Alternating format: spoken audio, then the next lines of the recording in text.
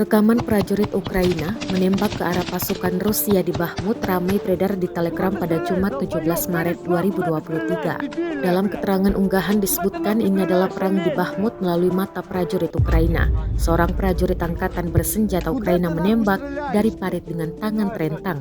Ia tampak menembak tanpa membidik dengan benar lantaran kontak tembak berjalan begitu sengit di Bakhmut. Pasukan Rusia ikut membalas rentetan tembakan prajurit Ukraina. Parit tersebut tampak diisi berbagai amunisi Ukraina. Rekamannya pun menuai berbagai komentar dari warganet. Pasukan Rusia yang berusaha merebut Bakhmut mengaku berada dalam situasi sulit karena tidak ada tanda-tanda Ukraina memerintahkan pasukannya untuk mundur dari kota di Ukraina Timur itu, kata Kepala Pemerintahan bentukan Rusia di wilayah Donetsk pada Kamis.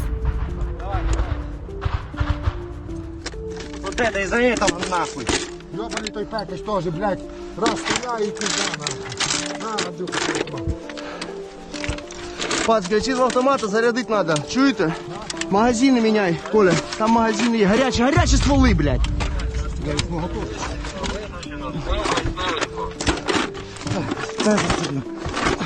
Не так, та я вот дай. Став, я подержу.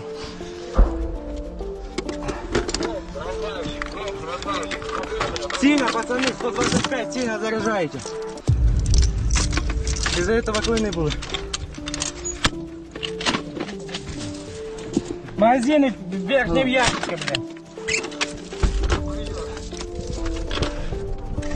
Міна.